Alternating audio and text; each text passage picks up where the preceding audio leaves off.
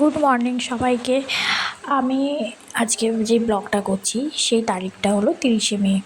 তো সকালবেলা ঘুম থেকেই উঠে দেখি আকাশের মুখ এরকম ভার হয়ে আছে, আর সেটা দেখে আমারও একটু মন খারাপ করছে। কিন্তু মন খারাপ করে তো কিছু হবে না, তাই আমি ফ্রেশ হয়ে আসলাম এবং ফ্রেশ হয়ে এসে গরমে যেটা মোস্ট ইম্পর্টেন্ট সানস্ক্রিন, তারপর সানস্ক্রিন মেখে আমি চলে গেলাম। আমাদের যে পিসি বাসন মাজতে আসে সে হট করে চিল্লে উঠল যে গামলাটাকে ফাটিয়ে দিয়েছে। তারপর যাই হোক, সেটা দেখে গেলাম চা করতে আমার মার আর দাদার জন্য। তো আমি অত একটা চা পছন্দ করি না, তাও মাঝে মধ্যে একটু খাই। তারপরে দুজনের জন্য চা ছেঁকে নিলাম, ছেঁকে নিয়ে দুজনে খেয়ে তারপরে গেলাম দাদার ঘরের বিছনা তুলতে।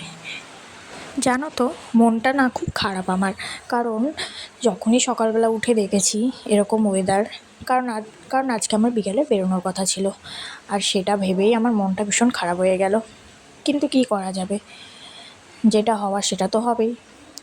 তাই ভেবে মনকে মানিয়ে নিয়ে এখন কাজবাজ করছি। কাজবাজ করা হয়ে গেলে তারপরে আমার পেয়ে গেছে খুব জোরে খিদে, আর আমার সকালের ভাতটা দিদাবাড়ি থেকে দিয়ে যাওয়া হয়। মানে দিয়ে যাওয়ার কারণ হচ্ছে, কারণ আমার দিদাবাড়ি একদম পাশে, বলতে গেলে এক পাড়াতে, তাই সকালে দিয়ে যেতে কোনো অসুবিধা হয় না। আর সকালের জলখাবারে ছিল টক ডাল আর ডিম সেদ্ধ। খাওয়ার পরে আমি দেখলাম বাবা বাজার থেকে চলে এসেছে। তো বাবা আজকে এনেছে চিকেন, যেটা আমার ভীষণই প্রিয়, ভীষণ ভীষণ ভীষণ প্রিয়। আর সেটা দেখার পরে তো আমার মন এমনিই খুশি হয়ে গেছে। তারপরে বাইরে বেরিয়ে দেখি আকাশে রোদ উঠেছে, সেটা দেখার পর আরও মন খুশি হয়ে গেছে। সেই খুশিতে আমি চলে গেলাম ফুল তুলতে। ফুল টুল তুলে আসার পরে আমি মুখে একটু ফেস প্যাক মাখিয়ে নিলাম।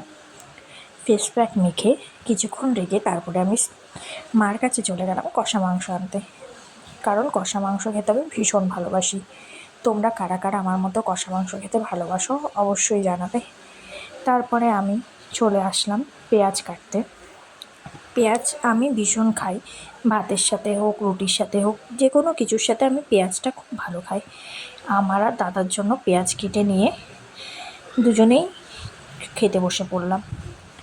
আজকের মেনুতে ছিল পটল তেল চিকেন কষা, যেটা আমার ভীষণই প্রিয়। পটল তেলটা আমি ভীষণ ভালো খাই। আর পটল তেল দিয়ে খাওয়ার পরে তারপরে চলে আসলো আজকের স্টপার চিকেন কষা। তারপরে চিকেন কষা দিয়ে ভাত খাওয়ার পরে আজকে আমি একটুও ঘুমাতে পারিনি, কারণ যেহেতু ওয়েদার ভালো হয়ে গেছে তার জন্য আমাকে রেডি হতে হয়েছে। আর সেই কারণে আমি আজকে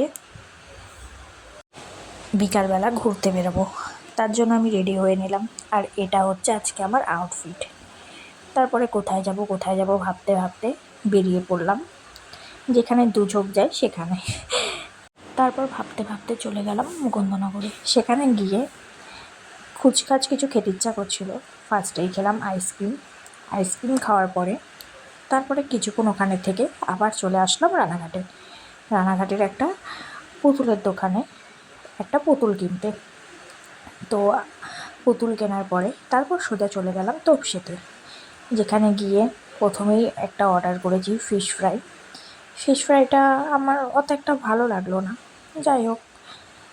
তারপরে ফিশ ফ্রাইটা খাওয়ার পরে অর্ডার করেছি বাসন্তী পোলাও এবং চিকেন কষা, যেটা খুবই ভালো ছিল খেতে। ব্যাস, তারপরে আবার বাড়ি চলে আসলাম। তো তোমাদের ভিডিওটা কেমন লাগলো অবশ্যই জানাবে, আর একটা লাইক কমেন্ট শেয়ার করে দেবে।